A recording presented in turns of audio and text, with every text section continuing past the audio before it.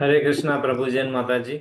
आप सभी को प्रणाम करते हैं। आप सभी का धन्यवाद। आप सभी यहाँ एकत्रित होते हम सब भगवत गीता भगवत भगवान का ज्ञान दिया हुआ उसे अध्ययन करने का हम प्रयास कर रहे हैं। और उस प्रयास में हमें सफलता मिले, हम उस प्रयास पे अच्छी तरह से आगे बढ़ सके, इसीलिए हम प्रेयर से शुरू करेंगे। हरे कृष्णा। ओम अज्ञानतिमिरान्धस्य ज्ञानाञ्जनशलाकया चक्षुरुन्मीलितनेन तस्मै श्रीगुरुवे नमः। श्रीचैतन्यमनोभीष्टं स्थापितं येन भूतले स्वयं रूपा कदा मह्यं ददाति स्वपदान्तिकम्।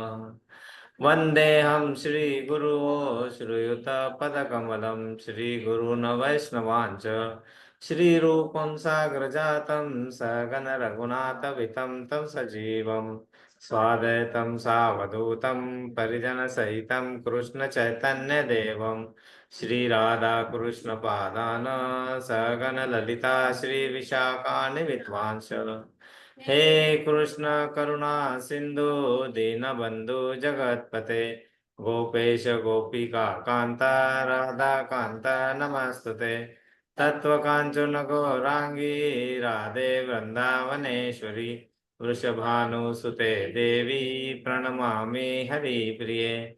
वाञ्छाकल्पतरुभ्यश्च कृपा सिन्धुभ्य एव च पतितानां पावनेभ्यो वैष्णवेभ्यो नमो नमः। जय श्री कृष्ण चैतन्य प्रभु नित्यानंद श्री अद्वैत गदाधर शिवासादि गौर भक्तवृंद। हरे कृष्णा कृष्णा कृष्णा हरे हरे हरे हरे हरे राम राम हरे राम राम राम राम हरे राम हरे हरे। हरे हरे हरे कृष्णा कृष्णा कृष्ण कृष्ण कृष्ण कृष्ण हरे हरे हरे हरे हरे हरे हरे राम राम राम राम हरे राम हरे हरे हरे हरे हरे कृष्ण कृष्णा कृष्ण कृष्ण कृष्ण कृष्ण हरे हरे हरे हरे हरे हरे राम राम राम राम हरे राम हरे हरे हरे। हम जय पताका स्वामी महाराज का प्रणाम मंत्र बोलेंगे। नमो ओम नमो विष्णुपदाय कृष्ण विष्णुपदाय पृष्ठाय कृष्ण भूतले पृष्ठाय भूतले श्रीमते श्रीमते जय जया पताका पताकाय स्वामिने इति स्वामिनिति नामिने। नामिने नमो आचार्य नमाचार्यपदया पदाय हिताय निताय कृपा कृपा प्रदायने पदायिने गौरकथा गौर धामदया कथा धाम दाया नगरागम नगारा तारिणे। ग्राम तारिणे प्रभुपाद जी का प्रणाम मंत्र बोलेंगे। नमो ओम नमो ओम विष्णुपदाय विष्णुपादाय कृष्णपृष्ठाय कृष्ण भूतले पृष्ठाय भूतले श्रीमते श्रीमते भक्ति भक्ति वेदांत वेदांत स्वामिने इति स्वामिनिति नामिने। नामिने नमस्ते नमस्ते सरस्वते सरस्वते देवे देवे गौरवाणी गौरवाणी प्रचारिणे प्रचारिणे निर्विशेष निर्विशेष शून्यवादी शून्यवादी पाश्चात्य देश पाश्चात्य देश तारिणे तारिणे। जय जय श्री श्री कृष्ण कृष्ण चैतन्य चैतन्य प्रभु प्रभु नित्यानंद नित्यानंद श्री श्री अद्वैत अद्वैत गदाधार गदाधर श्रीवासादि श्रीवासादि गौर गौर भक्तवृंद भक्तवृंद। हरे कृष्णा। हरे कृष्णा ओम नमो भगवते वासुदेवाय। ओम नमो भगवते वासुदेवाय ओम नमो भगवते वासुदेवाय। ओम नमो भगवते वासुदेवाय ओम नमो भगवते वासुदेवाय। ओम नमो भगवते वासुदेवाय हरे कृष्णा। हरे कृष्णा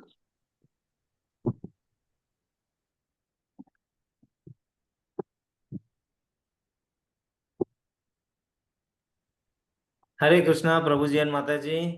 आप सभी का एक बार फिर स्वागत है। आशा करता है आशा करते हैं सब सकुशल है। और अ, भक्ति के मार्ग पे धीरे धीरे एक एक कदम हमारा बढ़ रहा है। तो आज ही मैं हम लोग वापस आए दोपहर में। और पिछले दो बार हमने अ, इंडिया से ही ज्वाइन किया था। और एक बार तो हमें सौभाग्य मिला वंदना माता जी के घर से हम अपना एक अध्ययन कर पाए, एक क्लास का। एक हरे क्लास का। कृष्णा। हरे कृष्णा माता जी, धन्यवाद। और एक क्लास का हमने हमारा घर, भगवान का घर जो है नाहरा में, तो वही मंदिर में से ही लिया था, तो वहाँ थोड़े व्यवधान थे। लेकिन वो व्यवधान अभी भी आज भी कंटिन्यूड है। वो टीम्स में कनेक्शन नहीं है, लेकिन हमारा यहाँ कनेक्शन हो गया है स्टेब्लिश। अब कुछ भक्त शायद पुराने लिंक पे ट्राई कर रहे होंगे, लेकिन उनसे कनेक्शन, उन्हें मैसेज भेज दिया गया है। हरे कृष्णा। तो हम यहाँ भगवत गीता, भगवान का गीत, जो यथारूप प्रभुपाद जी ने हमारे लिए बहुत ही सुंदर तरीके से, स्पष्ट तरीके से, सरल तरीके से हमारे तक पहुंचाने का प्रयास किया है। क्योंकि अगर हम भगवत गीता पढ़ेंगे और अगर सिर्फ श्लोक और उसका मीनिंग पढ़ लेंगे, तो हमारे मन में वो घर नहीं कर पाएगा। क्योंकि क्या होगा, वो सिर्फ एक बुक का पढ़ा हुआ सेंटेंसेस हो जाएंगे और वो कनेक्ट नहीं कर पाएंगे। इसलिए वो कनेक्शन अगर हमें चाहिए, तो हमें उसका जो स्पष्टीकरण है, या उसका जो एक्सप्लेनेशन है, जो प्रपोर्ट है ना, वो बहुत सिंपल तरीके से और एक उदाहरण के साथ होना चाहिए। और वो काम प्रभुपाद जी ने किया। इसीलिए हम, जो भगवान ने हमें समझाने का प्रयास किया है कि किस तरह हम इस मानव जीवन में आए हैं, तो उसका अच्छी तरीके से यूज कर सकें, ताकि हम इस जीवन का लाभ लेके एटलीस्ट उच्चतर और ऊंचे इसमें हम जा सके। और हमारा अल्टीमेट एम तो होना चाहिए कि हम इस जन्म, मृत्यु, जरा, व्याधि के चक्कर से बाहर ही आ जाए। तो गोलक धाम जाने का मतलब हमारे परमानेंट रेसिडेंसी का हमारा जुगाड़ होना चाहिए। तो उसी के लिए हम प्रयासरत हैं। और उसी इसमें हम भगवान का बताया हुआ अध्याय दूसरा भगवत गीता में, गीता का सार, जिसे सांख्य योग भी कहते हैं, और उसके मध्य में थे। यहाँ पे शुरू में अर्जुन वही अपने तर्क वितर्क करते रहते हैं, फिर धीरे से वो सरेंडर हो जाते हैं।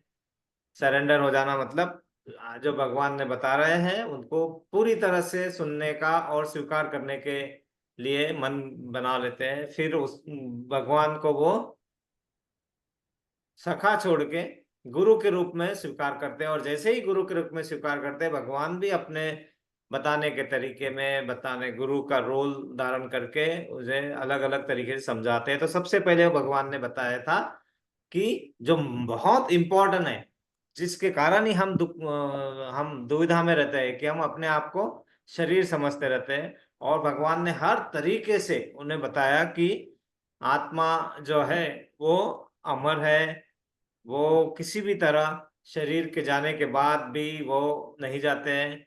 तो इसलिए तुम्हें संकोच करने की जरूरत नहीं है। अगर वो भी नहीं सोच पाते हो और तुम केमिकल की बॉडी समझ रहे हो, तो भी तुम्हें उसमें शोक करने की जरूरत नहीं है। क्योंकि तुम्हारा जो कर्तव्य है वो तुम निभाओ। और कर्तव्य निभाते वक्त तुम्हें, तुम्हारे हाथ से अगर तुम्हें लग रहा है कि किसी शरीर का वध हो रहा है, तो वो एक्चुअली पुण्य का काम होता है। क्योंकि वो तुम्हारा धर्म होता है। उससे उन आत्माओं को भी उस शरीर से मुक्ति मिलके वो दूसरे शरीर में जाते हैं, क्योंकि वो शरीर में उनका कार्य पूरा हो चुका होता है। तो ये तुम्हें करना होता है। और अगर तुम अपने कर्तव्य से मुकर जाते हो, तो फिर तुम्हें इस जन्म, मृत्यु, जरा, व्याधि के चक्कर में फिर से किसी न किसी रूप में आना होता है। तो हम वही पढ़ रहे थे। हमने लास्ट बार देखा था श्लोका नंबर 31।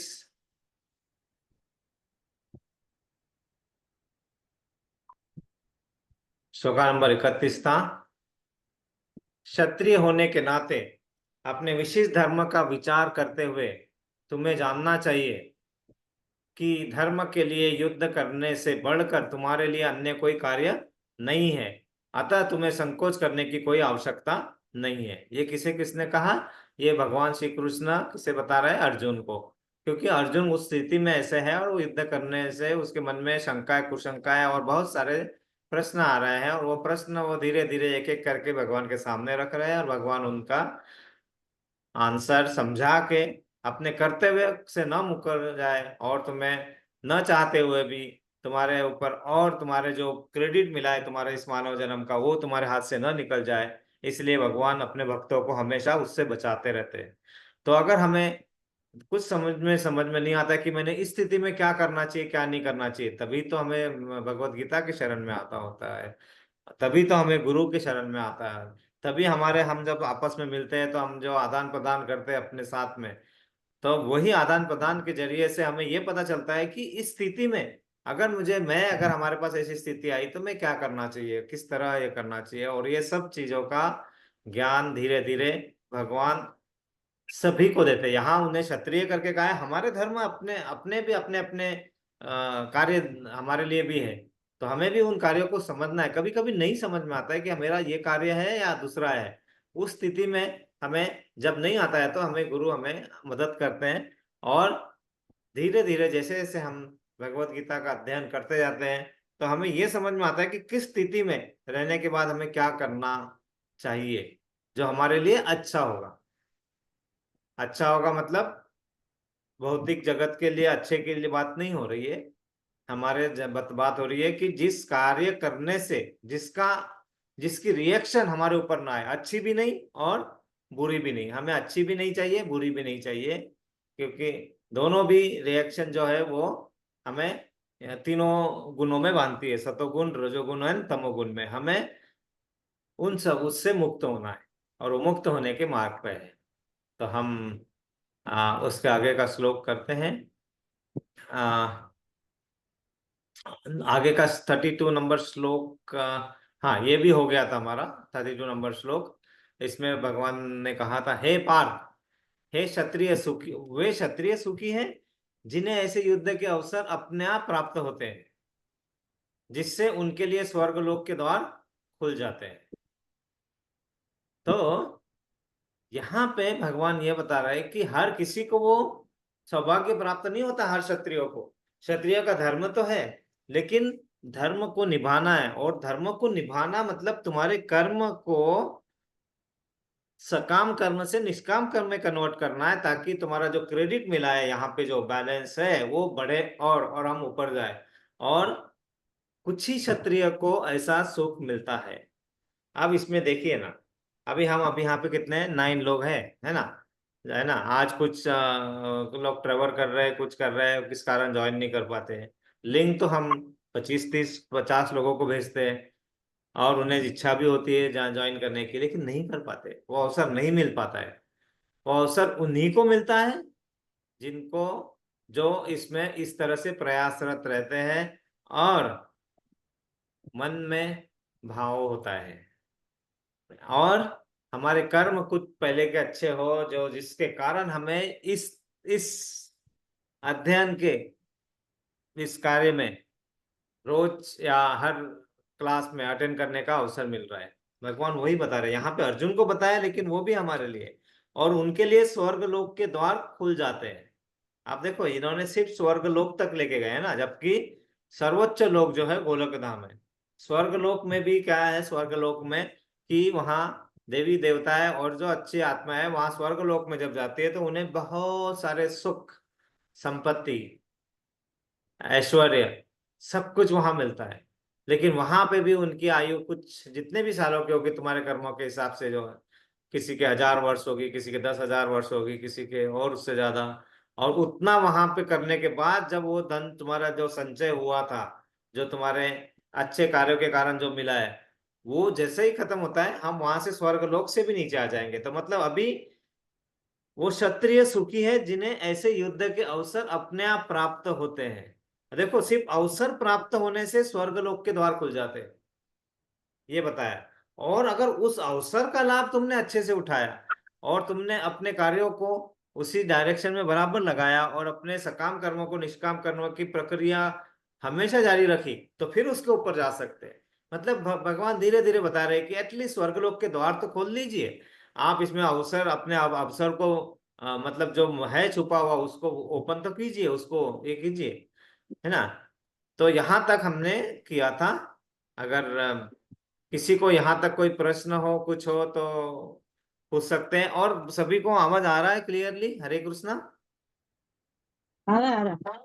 या प्रभु। जी यस। प्रभु जी, आ रहा है। हरे कृष्ण। तो हम आगे बढ़ते हैं। किसी का कोई प्रश्न हो, कुछ और डिस्कशन हो तो हम कर सकते हैं।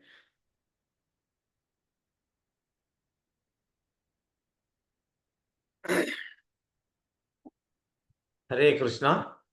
हम अब पढ़ रहे हैं श्लोका नंबर 33, अध्याय दूसरा, गीता का सार।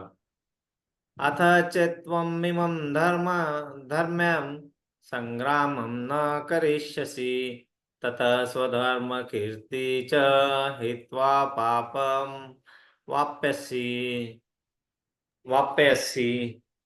हरे कृष्णा। और कोई पढ़ेगा इसको? जी प्रभु जी, पढ़ती हूँ। Yes ma'am. अथ चेत्त्वमिमं धर्मं संग्रामं न करिष्यसि, ततः स्वधर्मकीर्तिं च हित्वा पापं वाप्स्यसि। हरि हरे बोल। कृष्णा। हरि बोल। और कोई पढ़ेंगे?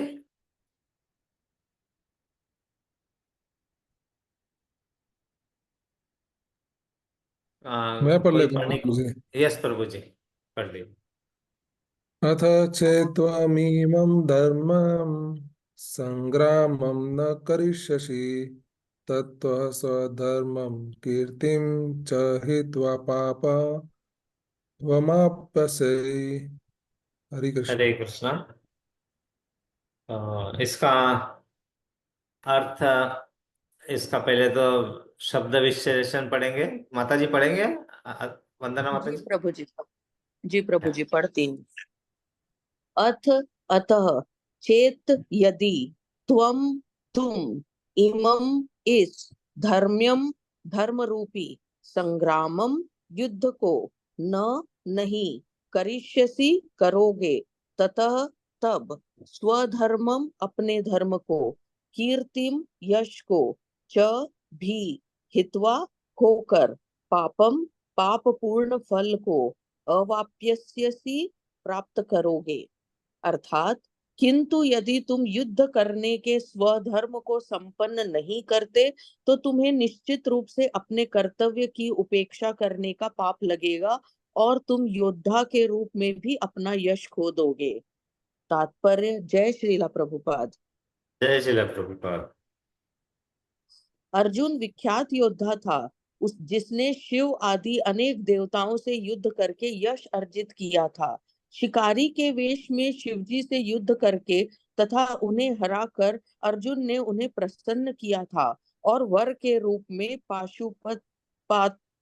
पाशुपतास्त्र प्राप्त किया था। तभी सभी लोग जानते थे कि वह एक महान योद्धा है। स्वयं द्रोणाचार्य ने उसे आशीष दिया था और एक विशेष अस्त्र प्रदान किया था, जिससे वह अपने गुरु का भी वध कर सकता था। इस प्रकार वह अपने धर्म पिता एवं स्वर्ग के राजा इंद्र समेत अनेक अधिकारियों से अनेक युद्धों के प्रमाण पत्र प्राप्त कर चुका था। किंतु यदि वह इस समय युद्ध का परित्याग करता है, तो वह न केवल क्षत्रिय धर्म की उपेक्षा का दोषी होगा, अपितु उसके यश की भी हानि होगी और वह नरक जाने के लिए अपना मार्ग तैयार कर लेगा। दूसरे शब्दों में, वह युद्ध करने से नहीं, अपितु युद्ध से पलायन करने के कारण नरक का भागी होगा। हरि हरे बोल। कृष्णा। हरे कृष्णा। हरे कृष्णा। हाँ, इसके पहले हम आगे बढ़े, अपना ये जो लिंक है वो 8 मिनट में बंद होगा, तो फिर से इसी लिंक पे ज्वाइन करना है सभी को, है ना? है। 8 मिनट के बाद ये लिंक अपने आप क्लास बंद हो जाएगा और फिर इसी लिंक पे चालू रहेगा, फिर से इसी लिंक पे ज्वाइन करना है। हरे कृष्णा। हाँ। अब देखिए, ये बहुत ही इंपॉर्टेंट, कनेक्टेड और बहुत अच्छे तरीके से बताया है। पिछले श्लोक में भगवान ने क्या बताया था अर्जुन को, कि देखो, कुछ ही क्षत्रियों को ये सौभाग्य प्राप्त होता है, अपने आप सौभाग्य प्राप्त होता है कि उस युद्ध में सिर्फ भाग लेने से अभी कुछ करना नहीं है। युद्ध में भाग लेने से मतलब ऐसे क्लास में आके बैठने से, हमारा समझने से, हम दिन में एक श्लोक पढ़ के उसका अध्ययन करने से, कुछ जप माला करने से, अपने आपस में वो डिस्कशन में लाने से, अपने आप ही तुम उस स्वर्ग के द्वार की एंट्री पे आ जाते हो, ऐसा बताया था। लेकिन इमीडिएटली ऐसा नहीं है कि हम वहां पे बैठ गए और हमारा कर्तव्य पूरा हो गया। इमीडिएटली बताया है, क्या बताया? किंतु यदि तुम युद्ध करने के स्वधर्म को संपन्न नहीं करते तो तुम्हें निश्चित रूप से अपने कर्तव्य की उपेक्षा करने का पाप लगेगा और तुम योद्धा के रूप में भी अपना यश खो दोगे। अब यही सबसे बड़ी इंपॉर्टेंट बात होती है। क्या होता है हमारे लिए, हमारे साथ भी यही होता है। हमारा कर्तव्य क्या होता है, हमारी अंदर की शक्तियां क्या होती है, हमें ही ज्ञात नहीं होती है। वो ज्ञात इसलिए नहीं होती है क्योंकि उस समय हमारे ऊपर क्या हावी रहती है, माया हावी रहती है। हमें बहुत बड़ा, बहुत ज्यादा पैसा और बहुत गाड़ी और बहुत सारा ये चाहिए होता है, वही चाहिए होता है। देखो, चाहिए होना, वही चाहिए होना, या सिर्फ चाहिए होना। आप अगर हमें सिर्फ वही चाहिए और उसके आसपास कुछ नहीं देखेंगे तो हम क्या होता है, हम अपने एक्चुअल कर्तव्य को भूल जाते हैं। अपने एक्चुअल हमारी जो पोटेंशियल है, पोटेंशियल मतलब हमारी शक्ति है अंदर की, हम वो भूल जाते हैं। और ये हमारे साथ ही नहीं, सभी के साथ होता है। हमारे पास एक बहुत अच्छा उदाहरण पहले भी हमने देखा था, रामायण में था वो उदाहरण। वो उदाहरण था रामायण में, एक बहुत ही इंपॉर्टेंट पात्र है रामायण में, है ना, जिन्हें अरण्य कांड के हीरो भी कहा जाता है ना। और वो थे हनुमान जी, जिन्हें दास्य रूप में भगवान के इसमें आइडियल माना जाता है ना। और उन्हें भी उनकी शक्तियों का ज्ञान, मतलब शक्तियां थी उनके पास, लेकिन वो शक्तियों को भूल जाते थे। और अगर आप हमको पता होगा तो उनकी शक्तियों को याद दिलाया था किसने, जाम्बवंत जी ने, है ना, उनके गुरु, है ना। उन्होंने उनकी शक्तियों को याद दिलाया था और कहा था कि तुम ये जो है ये 800 योजन दूरी तुम आराम से जा सकते हो, तुम्हारे पास इतनी शक्ति है। और वो शक्ति को भूल जाते हैं। तो क्या होता है कि हम, ये नहीं होगा कि मैं बहुत शक्तिशाली हूं और मैं पूरी शक्ति से मैं कुछ भी कर सकता हूं। कर सकते हो, लेकिन क्या तुम्हें उतना याद रहेगा?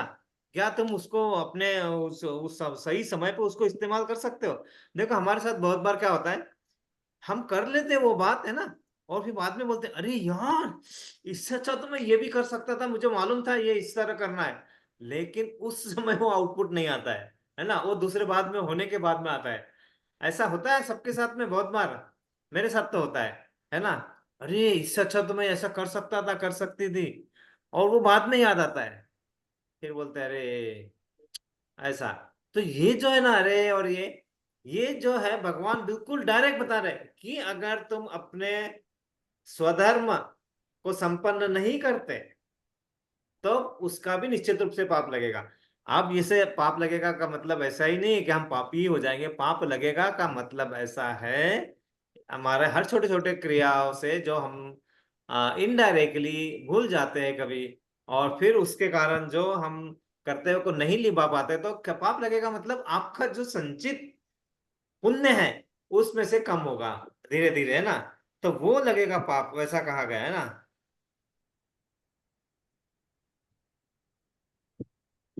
ओके।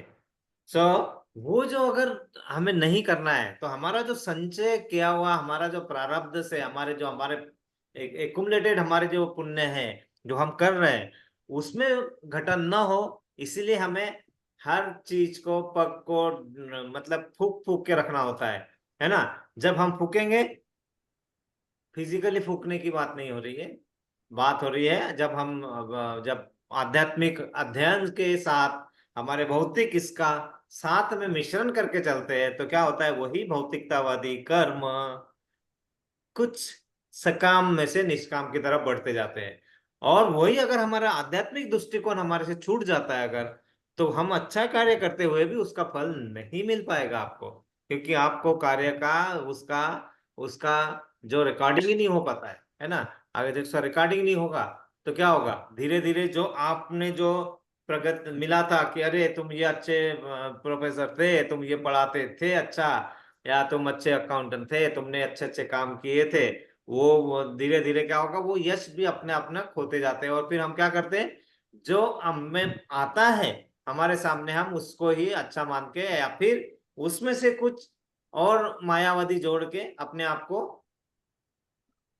झूठा सर्टिफिकेट दे के खुश करते हैं, है ना। तो वही चीज यहाँ पे समझने वाली बात है कि यहाँ पे अर्जुन जो थे वो एक विख्यात योद्धा थे, जिन्होंने शिव जी और अनेक देवताओं के साथ युद्ध करके यश अर्जित किया था। वो शिव जी, उन्हें शिकारी के रूप में, कई कई देवी देवताएं भी अपने अपने अलग अलग रूपों में आके अपने को कुछ देना चाहते हैं हमारी परीक्षा लेके। लेकिन परीक्षा देना होता है हमें, हम जब परीक्षा से चूक जाते हैं तो फिर क्या होता है कि हमें उसका रिजल्ट, उसका आउटपुट नहीं मिलता है। तो परीक्षा तो देना होगा, ऐसा नहीं कि सब तुम्हारे पास है और मेरे को बिना परीक्षा दिया हो जाएगा। नहीं, परीक्षा देना होता है। तो यहाँ पे भी परीक्षा दे के उन्होंने शिव जी से भी वरदान ले लिया था। उन्होंने अपने गुरु से खुद वरदान ले लिया था कि अपने गुरु का भी वध कर सकते हैं वो, है ना, जब उनके पास होगा। और उन्हें स्वर्ग के राजा इंद्र समेत अनेक अधिकारियों ने युद्ध के प्रमाण पत्र दे चुके थे। लेकिन वो प्रमाण पत्र डिग्री बना के उसको लेमिनेट करके घर में रखने वाले नहीं है। वो उन उससे कुछ सीख लेके उसका यूज करना है, तब तो जाके तुम्हें उसका अच्छा परिणाम मिलेगा। नहीं तो वो डिग्री लेके घर पे रख दी है और फिर बाद में हाथ जोड़ के बैठे हुए हैं, तो उससे कुछ नहीं होगा।